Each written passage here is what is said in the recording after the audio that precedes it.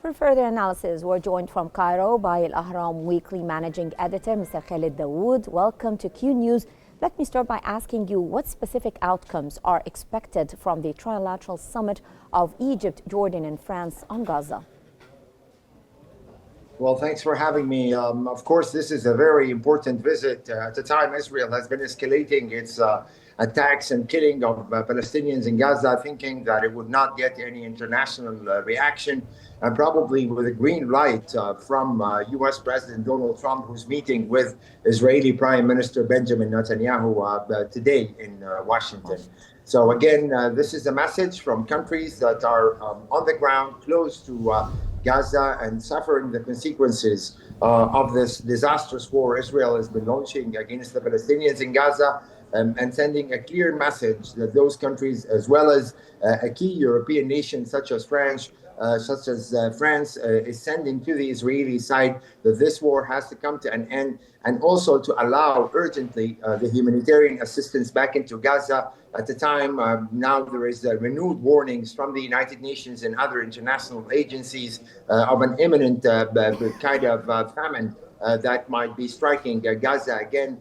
After more than 6 weeks of Israel banning all sorts of humanitarian assistance, fuel or electricity from entering Gaza. So hopefully the Israelis will understand this message and start moving on respecting the original ceasefire agreement that was agreed in mid-January and actually mediated by the current U.S. Middle East envoy, Mr. Steve Witkoff. But unfortunately, it seems that both Israel and the United States are now working on a totally new deal in total disregard of what was agreed upon in January, and in total disregard of the Palestinian human lives, as we have seen over the past 3 weeks, leading to the death of more than 1,500 Palestinians, including at least 500 children. So this was a very important message coming from Egypt, Jordan, and France to the rest of the world, that this madness has to stop immediately, so that the situation doesn't really get worse, affecting not just the Palestinians in Gaza, but the entire region.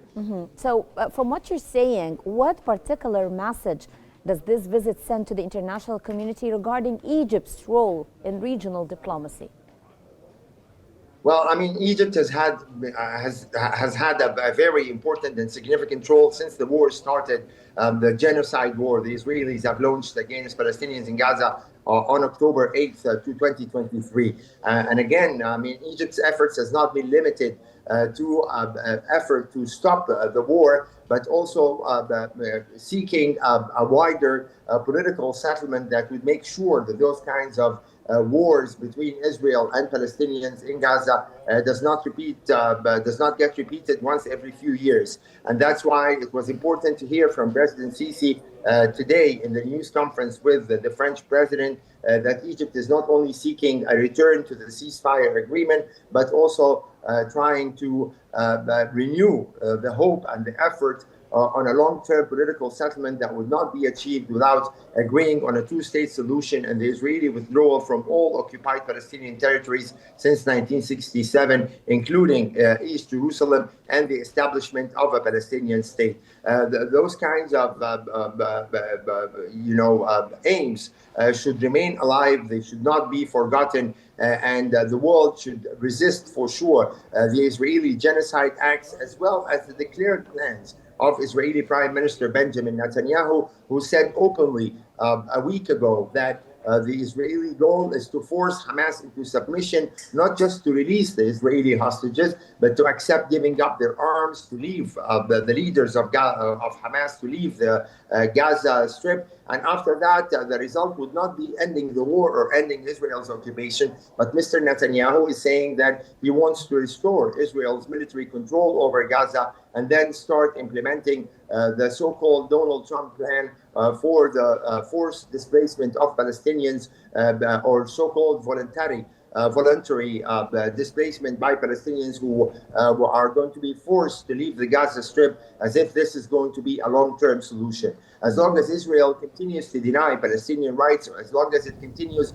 to deal indifferently with Palestinian human lives, killing them around the clock without any fear of punishment or world reaction, probably Egypt will continue to press Israel to reverse its policies and to recognize the dangers that it's causing to the entire region, even if on the short term Israel might seem like achieving some sort of military successes here or there. But on the long term, only a permanent peace agreement is the only guarantee for stability and peace in the region. So how can the summit actually contribute to de-escalating the violence in Gaza? And what is the significance of the French, Egyptian and Jordanian leadership coming together at this moment? I think it was very important to hear from the French president and from the Jordan's King Abdullah that they completely and fully support the Egyptian plan for the reconstruction of Gaza without forcing the displacement of its people. Again, the message is that there are alternatives to the current nightmare scenario in which the Palestinians are going through, and especially after the breach of the ceasefire agreement that was mediated by Egypt, the United States, and Qatar. So again, the Egyptian plan continues to be on the table, and now we cannot only call it an Egyptian plan, but it's a plan that's backed by Arab countries, Islamic countries, and the European nations. Key European nations, including France, Britain, Germany, and Italy, have all supported the Egyptian plan for the reconstruction of Gaza without removing any Palestinians out of their territories.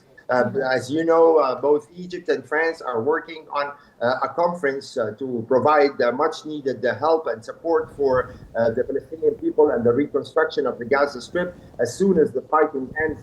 And it was again, a very important opportunity for President Sisi, Jordan's King Abdullah, and French President Macron to discuss the details of this plan and to press the world community to back this plan and to put it into action. But again, first comes first, and the priority right now is to stop the bloodshed, to bring Israel to recognize the reality that only a ceasefire deal will bring the Israeli hostages back.